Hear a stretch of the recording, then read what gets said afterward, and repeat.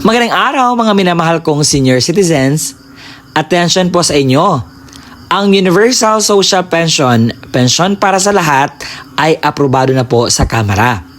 Alamin natin ang buong balita sa akin pong isalaysay sa inyo ngayong araw. Dahil marami po tayong natanggap ng mga katanungan at kinakailangan po natin iyong bigyang pansin nang sa gayon po ay maliwanagan po kayo sa lahat po ng pangyayari patungkol po dito. Dahil noong nakarang araw ako po ay nagagawa ng vlog patungkol po dito at tad ako ng mga comment kung kailan ba ito, magkano ba iyan. Dahil marami pong version ang lumalabas ngayon, 1,000, 2,000, 5,000, 10,000, napakarami. At ngayon po akin pong ipaliwanag iyon nang sa gayon po mas klaro po sa atin. At sasamahan mo ako hanggang sa dulo dahil ang punto po ng video kong ito is ipaliwanag po ang katotohanan. Nang sa gayon po ay hindi kayo mawawala, hindi po kayo malilito at hindi po kayo mag-false hope kung kailan ba ito ibibigay, magkano ba ang tatanggapin at marami pa tayong pag-uusapan. Nang sa gayon po ay hindi po tayo mawawala sa anumang mga detalye ng balita po nating gustong matanggap. At kung gusto mo ang itong content, baka naman pwede makasubscribe ka sa aking YouTube channel. Ngayon po, ibibigay ko ang latest update. Kung ito ba ibibigay na o ano ba ang dapat nating malaman. Ang unang katanungan, may pondo na ba ang gobyerno para sa Universal Social Pension? Ayon po sa ating mga batas, hindi na po daw problema ang pondo nito. Kaya naman, ibig sabihin, meron na po itong pondo. Kasi nagtatanong din sila, saan naman kukunin po ang budget patungkol po dito sa Universal Social Pension? Baka nakaw naman yan. Baka ano po ba ang mangyari? Baka marami tayong utang sa ano nito. So ang sabi naman po nila ay may enough na pondo po para po dito. Ibig sabihin, hindi po tayo ma-worry. Kaya naman, patuloy po tayo mag-pray patungkol po dito. Pangalawang katanungan, sino-sino po ba ang makakasali sa Universal Social Pension?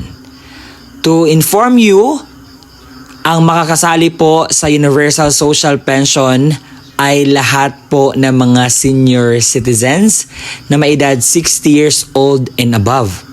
Kahit na mayaman ka, may pension kang tinatanggap, ikaw po ba ay may ngipin man o wala, lahat po basta ikaw ay senior citizens ay kasali ka po dito. Wala pong pinipili ito. Lahat po ito may rights po kayo na makakuha ng pensyong ito.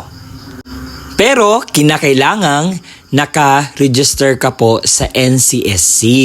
Sir, paano naman po yan? Paano po mag-register? Pumunta lang po kayo sa NCSC na website at pwede po kayo din pumunta sa OSCA office or ano ba yung mas mabuti sa inyo? Kasi online, mas mabuti, mas madali. Kung hindi ka po marunong, magpatulong ka po sa inyong mga anak, sa mga kakilala mo o sino yung mas magaling dyan sa online. Nasa ganyan po ay ma-register po kayo. Bakit kinakailangan po mag-register, sir? Kinakailangan po mag-register dahil ito po yung basihan kung ikaw po ay kasali sa database ng NCSC. Kapag kasi makita yung pangalan mo sa NCSC, mas madali pong lista po yung pangalan mo sa mga benepisyo o ayuda para po na galing po sa ating gobyerno na binibigay nila. Kaya naman, if nalaman mo ngayon na lahat pala ng mga senior citizens makakatanggap o mag-register ka na, nasa almost 10 million na po yun nakakapag-register. So, ang pwede pong natin gawin, magpa-register na po tayo. Nang sa gayon po ay mas makuha na po natin yung mga benepisyo na ito. Eto, marami naglilito dito, marami nagtatanong, sir, magkano po ba yung Universal Social Pension na matatanggap namin? Kasi may ibang 500, may ibang 1,000, may ibang 1,500. Okay, let me explain something. Noong nakaraan, dahil ang Universal Social Pension noong nakaraan is aprobado na ito eh.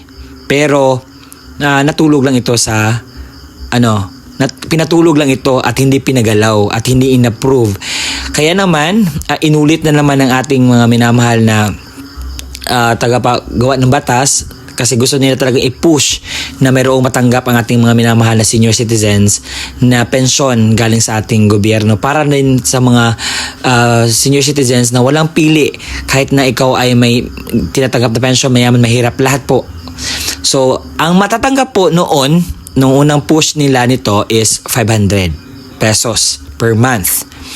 At ngayon naman po, dahil nakita naman po natin na sobrang mahal yung bilihin tapos 500 lang, so hindi po siya enough.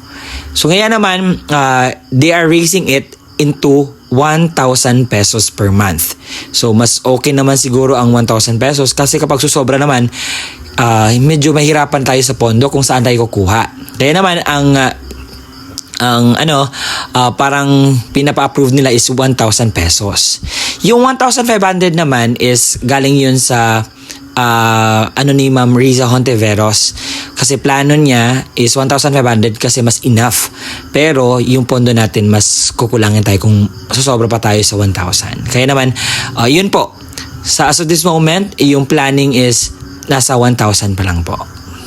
May nagtatanong sa akin, Sir, kailan po ba ang payout niyan? Para naman ma-enjoy po namin yung binibigay ng gobyerno sa amin na pagmamahal. At yun po ang Universal Social Pension. So, as of this moment po, ang Universal Social Pension ay isa pang bill. Ibig sabihin, kinakailangan pa ito ng approval galing po sa ating presidente.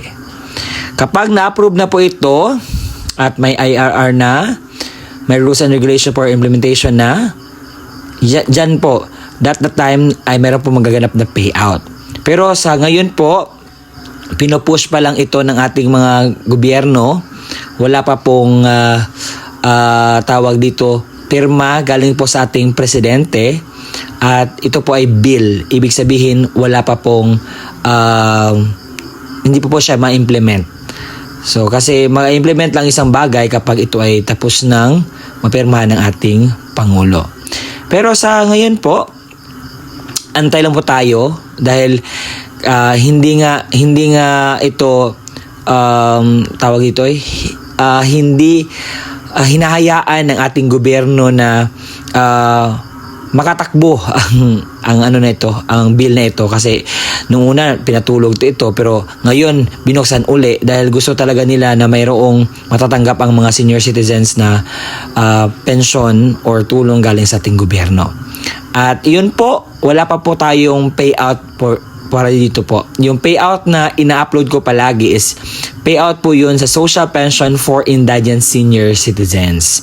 Yun po, mas klaro po sa atin. Kasi marami na tatanong, Sir, yun po, ito po yung mas klaro na detalye na binigay ko sa inyo. Nang sa po, hindi po kayo magtatanong-tanong, hindi kayo malilito sa mga balita.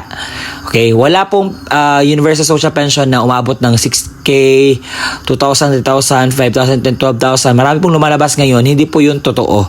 Ang totoo po, itong binalita ko ngayon. Okay? Nasanay mas klaro po sa atin ang natanggap natin ng mga balita ngayong araw patungkol po sa Universal Social Pension. Kung nagustuhan mo ang content natin ngayong araw at naintindihan mo ang ibig kong sabihin patungkol sa Universal Social Pension, paki-subscribe naman.